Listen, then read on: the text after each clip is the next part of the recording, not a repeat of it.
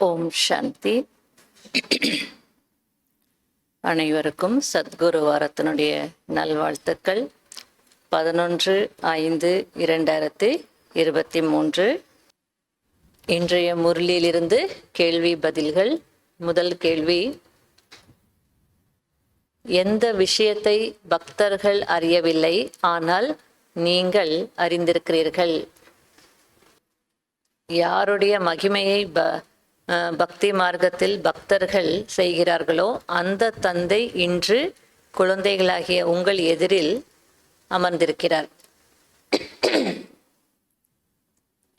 இந்த விஷயங்கள் குழந்தைகளாகிய நீங்கள் மட்டும்தான் அறிந்திருக்கிறீர்கள், பக்தர்கள் அறிந்திருக்கவில்லை. 2வது, ஆத்மா எப்போது பறக்க ஆரம்பித்துவிடும்?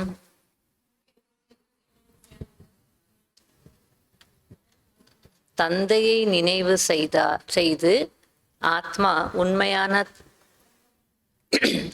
தந்தையை நினைவு செய்தால் ஆத்மா உண்மையான தங்கமாகிக் கொண்டே இருக்கும். அப்போது ஆத்மா பறக்க ஆரம்பித்துவிடும். 3வது, இந்த உலகத்திற்கு கொடூரமான ரௌரவ் நரகம் என்று ஏன் சொல்லப்படுகிறது? பதில்: இந்த நேரத்தில் மனிதர்கள் தேள் பாம்பு கொட்டுவது போல் ஒருவரை ஒருவர் கொட்டிக் கொண்டிருக்கிறார்கள். குழந்தைகள் தந்தையையும் கூட கொலை செய்து விடுகிறார்கள். மாயை அனைவரையும் அழுக்காக்கி விட்டது. ஆகையால் இந்த உலகத்தை கொடூரமான ரௌரவ் நரகம் என்று சொல்லப்படுகிறது. 4வது, தந்தை யார்? இப்பொழுது என்னவாக வந்திருக்கிறார்?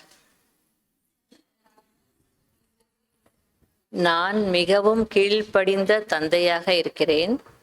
தந்தை சேவகனாக, ஆசிரியர் சேவகனாக, குரு சேவகனாக இருக்கிறேன். இப்போது குழந்தைகளாகிய உங்களை சொர்க்கத்திற்கு அழைத்து செல்வதற்காக நான் வழிகாட்டியாகி வந்திருக்கிறேன் என்று கூறுகிறார். 5வது, ஸ்ரீமத் படி நடக்கவில்லை என்றால் என்னவாகும்?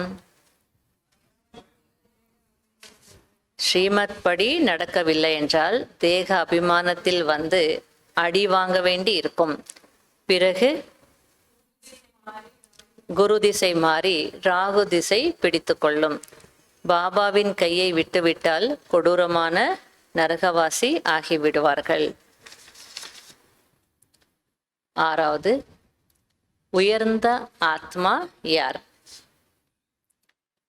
விட்டில் பூச்சியாகி ஒரு ஜோதியில் அர்ப்பணமாகக்கூடிய கோடியில் சிலராக இருக்கக்கூடியவர்கள்தான் உயர்ந்த ஆத்மா ஆவார்கள்.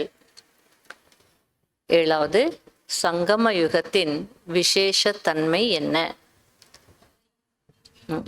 தந்தையின் சந்திப்பு மற்றும் அனைத்து பிராப்திகளின் ஆனந்தத்தில் இருப்பதுதான் சங்கம யுகத்தின் விசேஷ தன்மையாகும்.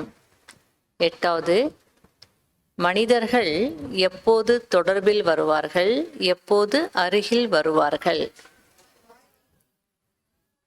பதில்: வாய் வார்த்தைகள் மூலம் செய்யும் சேவையினால் மனிதர்கள் தொடர்பில் வருவார்கள். ஆனால் உள்ளுணர்வின் வாயுமண்டலத்தின் சேவை செய்யும் போது தந்தையின் அருகில் வருவார்கள். Fill up the blanks. தந்தை மற்றும் சொர்க்கத்தை நினைவு செய்வதின் மூலம் டேஷ் கிடைத்துவிடும், ராஜ்ய திலகம் கிடைத்துவிடும். 2வது, தந்தை வந்து டேஷில் இருந்து டேஷுக்கு தகுதியானவர்களாக ஆக்கிக் கொண்டிருக்கிறார். பூஜாரியில் இருந்து பூஜைக்கு தகுதியானவர்களாக ஆக்கிக் கொண்டிருக்கிறார். 3வது, 8 பேருக்கு மட்டும் டேஷ் கிடைக்கிறது, ஸ்காலர்ஷிப் கிடைக்கிறது. 4வது, உயர்ந்த பதவி அடைய வேண்டும் என்றால் டேஷ் ரேஸ் பண்ணுங்க அல்லது பந்தயத்தில் ஓடுங்க. 5வது, அர்ப்பணமாகுவது என்றால் டேஷ் இறந்து போவது.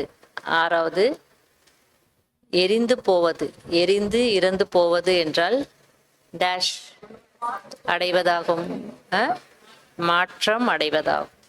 7வது, தந்தை மற்றும் ஆஸ்தியை நினைவு செய்யவில்லை என்றால் டேஷ் மாயா ஓங்கி அறைந்துவிடும். ஓம் சாந்தி.